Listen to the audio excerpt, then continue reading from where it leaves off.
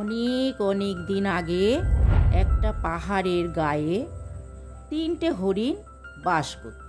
সেই পাহাড়ের উপরে সবুজ ঘাসে মোড়া ছিল পাহাড়টা।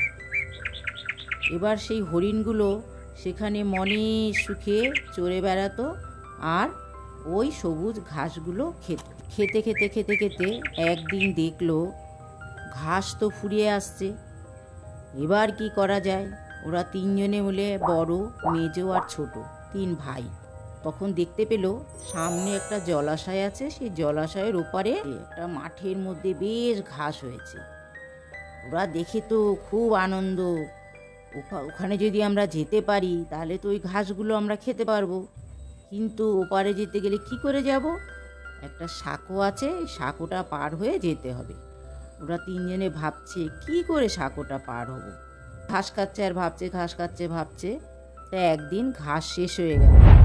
শেষ হলে পরে ওরা তিনজনে আলোচনা করছে। তখন ছোট ভাই বলছে, দাদা আমি আগে যাব, সাঁকোর উপর থেকে ওপারে, তোমরা পরে এসো। তখন দাদারা বলল, তুই কি আগে যেতে পারবি? তখন ছোট ভাই বলল, হ্যাঁ পারবো। তখন ছোট ভাই ওই সাঁকোর ওপর দিয়ে আস্তে আস্তে পার হতে যাচ্ছে। যেতে যেতে যেতে পায়ের আওয়াজ তো হচ্ছে সাঁকোর উপরে কটকট করে।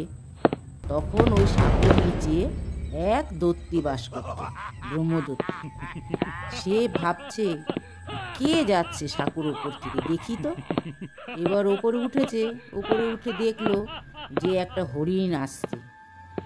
দত্তর তো কি আনন্দ, সে তখন ওই হরিণ আসলে পরে হরিণকে খেতে যাচ্ছিল। তখন হরিণ বলছে, তুমি কি করছো, কি করছো? তখন দৈত্য বলে, আমি তোকে খাবো।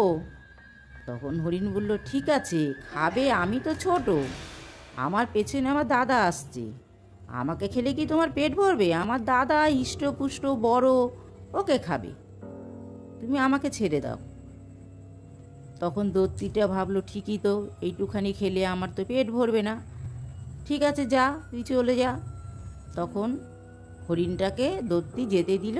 হরিণ তো চলে গেল ওই মাঠে। ওই মাঠে গিয়ে নিরাপদে পৌঁছিয়ে গিয়ে ঘাস খাচ্ছিল। এবার ব্রহ্মদত্ত তার জায়গায় চলে গেল, পুরনো জায়গায়। আর ওদিকে দুই ভাই যে রয়েছে, মেজো ভাই দেখলো যে ছোট ভাই তো পার হয়ে চলে গেছে সাঁকো থেকে নিরাপদে, এবার তাহলে আমি যাই দাদা। তখন বড় দাদা বলল, ঠিক আছে যা। তখন ওই মেজো দাদা সে আস্তে আস্তে ওখান থেকে কটকট কটকট করে যাচ্ছে। এবার ওই সাঁকোর নিচ থেকে ব্রহ্মদত্তি শুনতে পাচ্ছে আওয়াজ। ও তো ভাবছে এইবার তাহলে বড় একটা আসছে হরিণ, তাকে তো আমি খাবো। তখন ব্রহ্মদত্তি ওপরে গেল, ওপরে গিয়ে বলছে, এবার তোকে আমি খাবো। মেজো দাদা বলছে, তুমি আমাকে খাবে?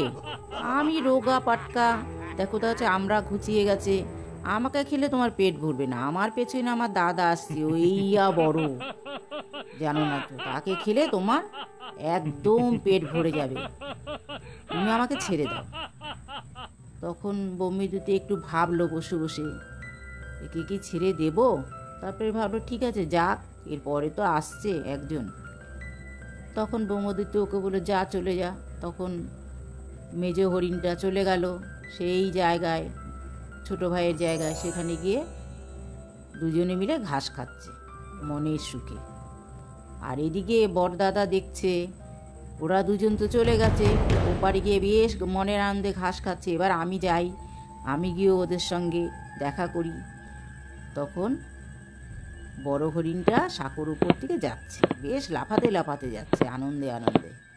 তখন ব্রহ্মদত্তি ওর পায়ের আওয়াজ পেয়ে ওপরে এসছে মনের সুখে, এবার তো আমি খাবো, আমার পেটটা ভরে যাবে খেলে। তখন বড় হরিণ বলছে, তুমি আমাকে খাবে? বলছে হ্যাঁ।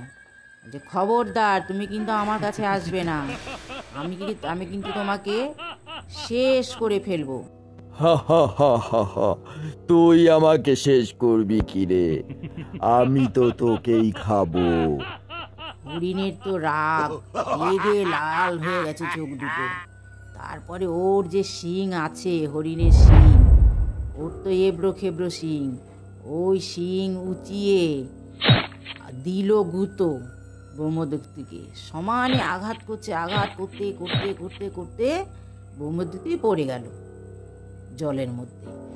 জলের মধ্যে পড়ে এবার হাবুডুবু খাচ্ছে, হাবুডুবু খাচ্ছে আর বলছে বাঁচাও বাঁচাও। কে বাঁচাবে? ওকে বাঁচালে ওকে তো সবাইকে মেরে ফেলবে। ওই জন্য আর কেউ হরিণ বাঁচাতে গেল না। তখন ব্রহ্মদত্তি হাবুডুবু খেতে খেতে ওখানেই মরে গেল। আর বড় ভাই সাঁকো পার হলো, পার হয়ে ছোট ভাই মেজো ভাই ওদের কাছে গিয়ে দেখা করে ঘাস খেতে শুরু করলো সমানে আনন্দে। তিনজনে মিলে খুব খুশি ওরা তিনজনে।